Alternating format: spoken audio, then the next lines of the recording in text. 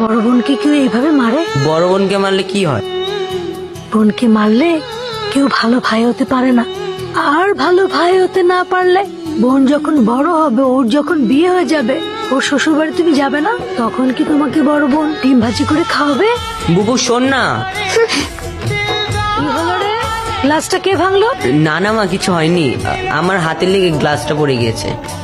বুবু sorry, promise আর কখনো করবো না। হইছে, এবার তুই এখন খা। তাহলে তো শ্বশুর বাড়ি গেলে ডিম ভাজা করে খেতে দিবি তো? ভাবি, ভাবি দেখো কে আসছে। জান্নাত, এরা এরা আমার ভাই। তোমার বোন সারাদিন কতবার তোমার নাম নেয়, তুমি জানো না? মান্নাত এটা করতো, মান্নাত ওইটা করতো, মান্নাত এমন, মান্নাত তেমন, কত কথা যে কয়। তুমি আসছো ভাই, আমি অনেক খুশি হয়েছি। যবে থেকে বিয়ে হয়েছে তোমার বোনকে কেউ দেখতে আসা তো দূরের কথা, ফোন দিয়ে একটা খবরও নেয় না। তুমি আসছো ভাই, আমি অনেক খুশি হয়েছি। এই জান্নাত, তোমার ভাই আসছে, বাজারের একটা নিয়ে আসো। আজকে তুমি নিজের হাতে তোমার ভাইয়ের যত পছন্দের খাবার আছে সব রান্না করে খাওয়াবে, তাড়াতাড়ি নিয়ে আসো। না,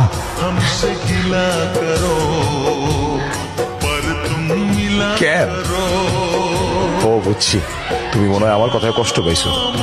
আমি আসলে কিছু চিন্তা করে তোমার কিছু বলি নাই ভাই, মনে কোনো কষ্ট রেখো না। মা বলতো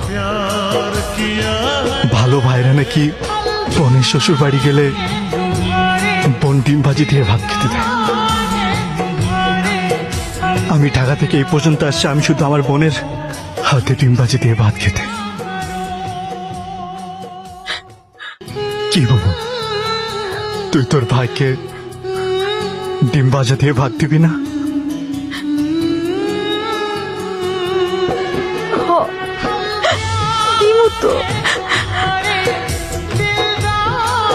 কি ব্যাপার ভাই, কোনো সমস্যা? হঠাৎ খাবার বন্ধ করে দিলা? তোমার বোন কি দিবে, লবণ বেশি দিছে? না দুলা ভাই, মাকে গিয়ে যতক্ষণ এই ডিমের সাথে কথা বলছি ততক্ষণ মনকে শান্ত করতে পারছি না। ডিম মজা হয়েছে। মুরগিটার মনে হয় ডায়াবেটিক ছিল, ডিমটা কেমন মিষ্টি মিষ্টি লাগে। বিখ্যাত ডিমবাজি তো, এই জন্যই বুঝি। হায় আল্লাহ, আমি মনে হয় ডিমের মধ্যে ভুল করে লবণের পরিবর্তে চিনি দিয়ে ফেলছি। বস, সেই সাপ